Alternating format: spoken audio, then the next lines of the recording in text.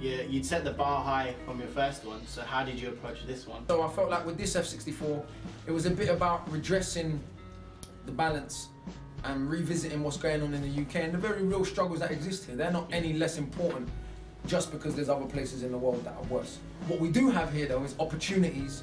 What's going on, Itstooblunt Army? I am back in the building.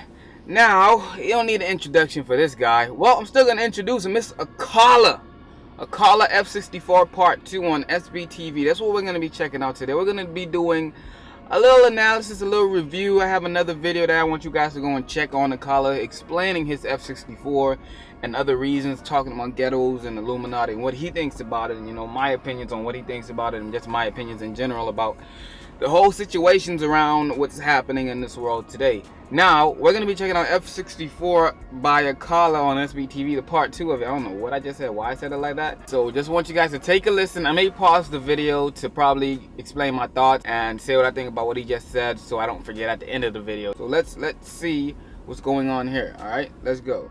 Yo, what's going on, people? This is Akala. Knowledge is power always. It's the first SBTV video of 2012. Gonna set off with a new F64. Listen up close, we got a little story for them. Yo, okay, listen. Yo. Michael was another that lived without the love of a mother nor the other. Not the story of a brother not using a rubber. Father was a militant roster back in the early 80s. Lit banks, built hood schools so you could learn your babies. A course poser, jag with the chauffeur. Also sent paper to the rebel fighters in Angola. Cause back then, the OGs understood the mission of the system for planting division in the hood. Real soldier spirit, hustle may be part of living. If you did it, never spat it in your lyric. They was training, raising bars, martial arts. Kicking a teddy was arse, taking a scholarly class. Mind sharp, inspired by the Marleys and Arleys and Panther parties. Saw the road as a means to an end for real shit they starting. The movement got devoured, you know the system cowards that rejected anything that's a threat to their power. Locked up the militants, labeled them. Alright, this bar right here, what he just said. You know the system cowards that rejected anything that's a threat to their power. Locked up the militants, labeled them. That bar, the system rejects anything that affects their power. As you can see, whenever there's something going on, especially with the government nowadays, when somebody is showing that, yo, we're going to expose you for what you're doing, low key, the government tries to, you know, push them as far away as possible, but because they know that once they get exposed, the power that they have over us will start to diminish slowly but surely. You know, people will still be completely unaware of the situation, but the people who do catch on will start to question what they're talking about. But that's what I got from that bar. And let's continue this one and see what else he spits on it. But I'll just sorry for that pause, but let's continue. Locked up the militants, labeled them schizophrenic. Liquid crushed their necks so they could never defend it. The rest never been soldiers, look at it folded soon as the money's involved with. Crack hit in 86, lit a split with boulders. Michael's father was the last of a dying breed. Could have been the leader that we need, but we didn't heed. With the entrepreneur mind like SB, our potential will blossom if it just let be, but pigs killed him. Not the first, won't be the last. But he made the news the day the trial start. What a farce, trying to charge the police, even with the footage showing them over his dead body laughing. They got released. That's when Michael's mother lost it, he was just a toddler. Sent to live with grandmother, too sick to raise him proper. By the time granny died, mum was an alcoholic and touched the crack too, but never recovered from it. So care homes for Michael. Alright, so here's what it is. If you guys didn't catch that, Michael got sent to his grandma's place because his mom couldn't raise him. And through that time of Michael growing up, well, actually my name is Michael, kinda, not really, but it's a little longer than Michael, but they're not talking about me. But growing up with his grandma, his mom was struggling with alcohol and drugs, and she never recovered from it. And that happens a lot to people around the world, and some people just don't notice the situations of what's going on here. And drug addiction is serious, man. I'm telling you, man, some friends that I see now from high school 4 or 5 years ago, I'm like, holy shit, dude. Let's continue with this though. For Michael, where he kept getting neglected. What becomes of the little boy who gets molested? How does he admit it and tell the world about his death wish? It's easier to play hard and just get arrested. Did I mention a genius with maths and science? And finally he's got a teacher that is really trying, Jane Taylor. Half Irish, half from Grenada. Took this little boy and showed him love and saw what he was made of. But the year's out and primary school is over. Now he's losing his mother figure again, so he's turning colder. Cause secondary is never steady, deadly for many. Frightened by the height and the fighting, ever ready to expel him or dispel him. Whatever's in their melon. And of course other youths wanna shank him and shell him, selling or not. Every other day you're getting searched. When it first happened to Michael, you know his pride was hurt, but there were many felt a violation of his father's memory.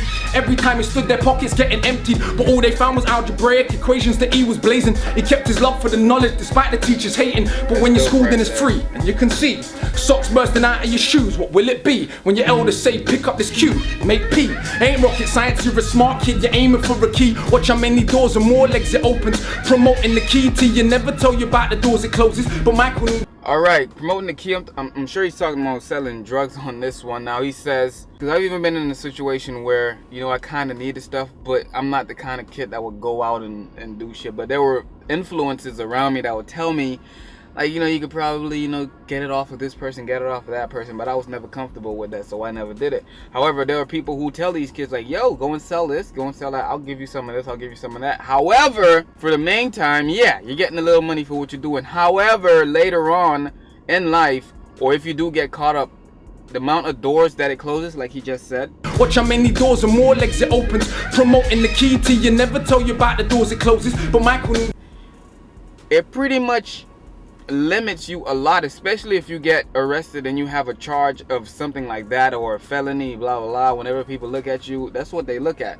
When you're involved in that situation, if you're young and someone's pressuring you, just trust me, there's always another way out of it. You don't have to live the route that they are trying to tell you to live, because like he said, doors are going to start closing. I mean, there's going to be doors opening, but are those doors going to lead you somewhere positive, or are they going to lead you somewhere deeper in the dirt, and it's going to be a lot harder to get out? You see what I'm saying here? So let's continue this one and let's see what he says next. But Michael knew the cycle and what it might do. He'd seen enough crashes, but he jumped on the bike too, cause love from the oldest made his shoulders feel bigger than boulders. And most of the things that we do, we just want to be noticed, so we hustle harder, lead it like his father. He ain't a schoolboy no more, he's deep in the drama, youngest in the clique. Alright, okay, so pretty much what just happened here is Michael got influenced by his elders who were, you know, bigging him up. He probably was selling it like, oh, you're doing a good job, though, you're doing a good job selling this, selling that. You know, they're making him feel good, so he's feeling like, oh shit, I'm accepted.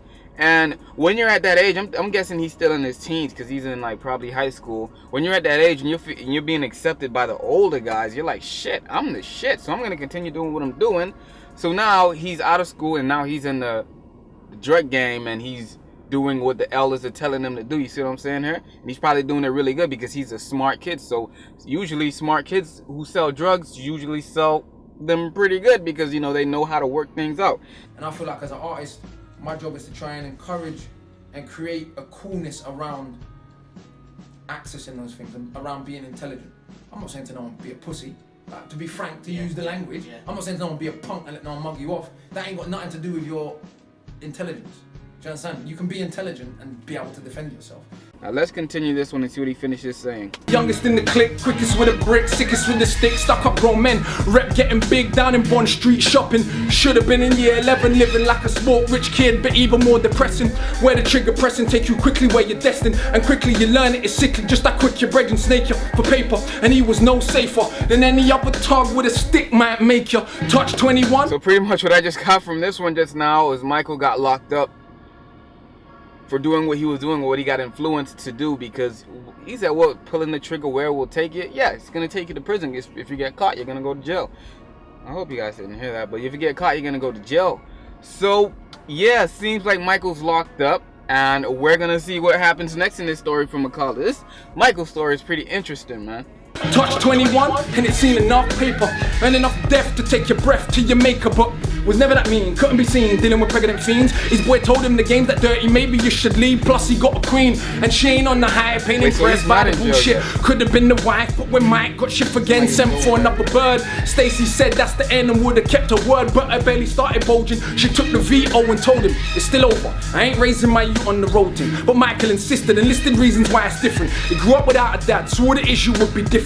Stacy looked into his eyes and saw that he meant business, kissed him and told him that she missed him but play a position. She got visions of them living when he was out of prison. He gave his lines to his boys, made it an early Christmas. The baby's born and named him after his pops, but he ain't seen him yet, didn't want to meet him in the box, so all they got is pictures. Feeling complete without the riches, having all a man really needs, a baby and the missus. 2 weeks from his release with the picture in his hand, another inmate ran up on him with the shank, tried to bust his throat. quick reflex. Michael raised his arm, just about managed to protect his neck. They fought and wrestled, he looked into his eyes, and to his surprise finally managed to recognize Little P. He used to take his paper away and swore that he was such a dickhead that he did it barefaced. If you learn nothing, learn. Any dickhead can kill. And everybody bleeds, ain't nobody made a still. Little P, stop the shit. Alright, so Michael's in jail, about to get out 2 weeks. But I think he's about to get out right now. But somebody runs up on him to shank him.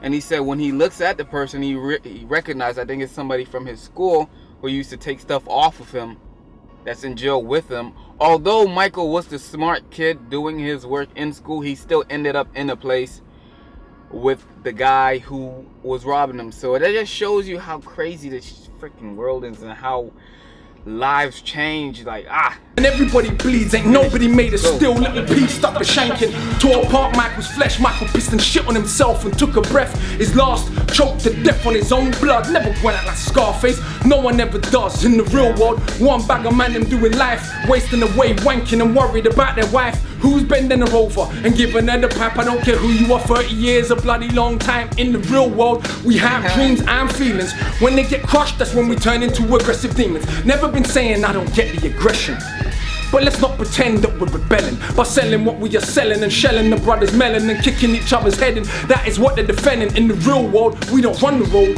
they run the road. The same people you pay tax to, shit is cold. You think they won't shop food and make law? This ain't nothing new, look up the opium wars. Spiteful spiral in a city cycle, deliberately designed to. The question is now, who's gonna raise Michael? Jeez. Yo, Akala F64 Part 2. Make sure you guys go and check this out fully. The link is in the description down below. Now, let me get to the last few bars of that one. That part there, I've asked a few girls that I was with before, like, if I was locked up for a few years, would you stay loyal and stuff like that, blah, blah. And she was like, yeah, I would. I'm like, okay, so 2 years? She's like, yeah. Like 10 years? She's like, yeah, of course. And I'm like, really? So you're telling me you would stay loyal to me 10 years? While I'm locked up and you won't be able to see me that much? I don't know if I could find that. I don't know if I find that. I would rather her tell me like, yo, 10 years is a long time, bruh. 10 years is a long time. I'm gonna be doing some things while you're gone, but probably when you're out, if I'm still feeling you, I'm like, that shit hurts, but at least you're being honest and shit. Don't tell me you're gonna wait 10 years and I come out 10 years and you got babies with my damn best friend and shit like that.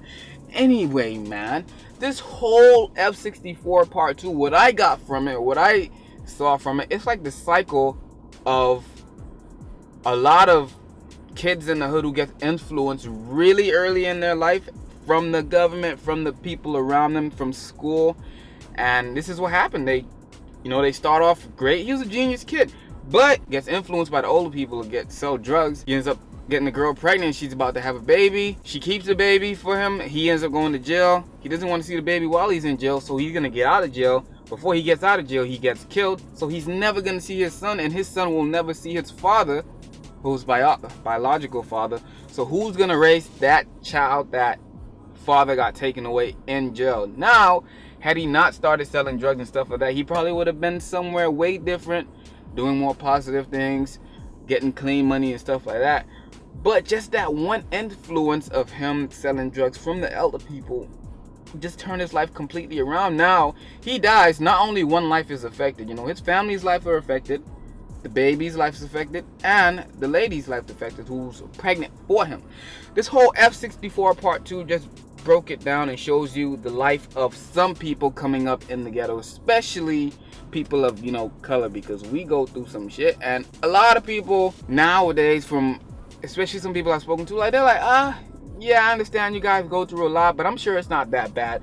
Trust me, it is that bad. I shouldn't have any kind of fear or get nervous when the police car is beside me or behind me or driving in front of me. But internally, I freaking do. Not even internally, externally, because I show that shit. I get nervous and so I'm like, shit. I just don't want anything to happen to me. You get what I'm saying? But yeah.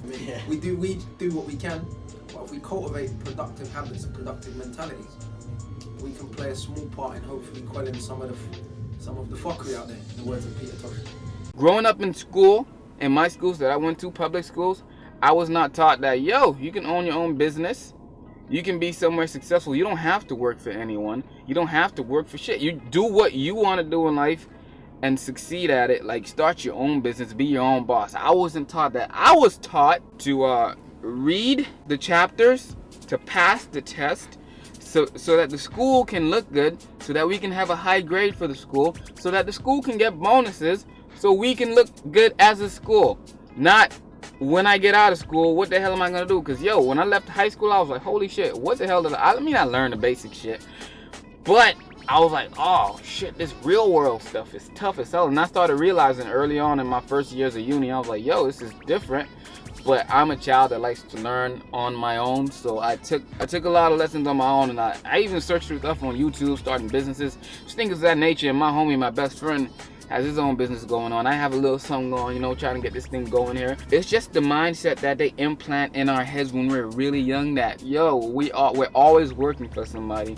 Every time you hear Black history, we were always slaves. We were never on top in Black history, in school Black history, because that's all they show. We were always slaves. That's what they want us to think. We're always working for someone. We're always under somebody else. You get what I'm saying? But yeah, this F64 by Akala, man. I definitely recommend you guys go and check this out. Hopefully you guys enjoyed my breakdown. Sorry if I paused it a lot, but you guys can check out the full thing on SBTV in the description down below. And also check out his interview here where he talks about the Illuminati. He talks about ghettos and why he changed some of his lines from his first F64 and what he interpreted or what he saw about what he said after he said it. So yeah, make sure you guys go and check that interview out as well. I'll leave some clips so you guys can kind of see what I'm talking about. But yeah, he pretty much breaks down his F64s in that video as well.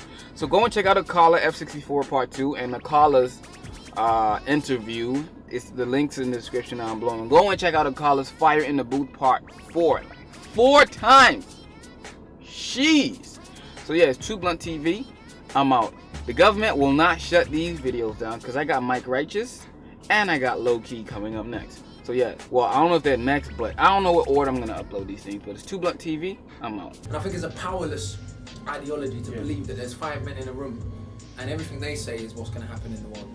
And while we're so busy looking for triangles in rap videos, there's real things going on that we need to be dealing with, you know?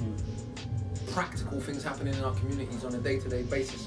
So I just think it's a complete fucking waste of time. And I ask myself, not saying we shouldn't analyse, by the way, what the content of rap music, because we should, but we should also analyse the content of heavy metal, the content of video games, the content, why is it only rap music? Yeah. The one area where black males dominate, that happens to be the one thing associated with the worst group in the world. Really? But computer games teach kids how to rape and shoot and kill particular people. None of that. No, just rap music. I'm just like,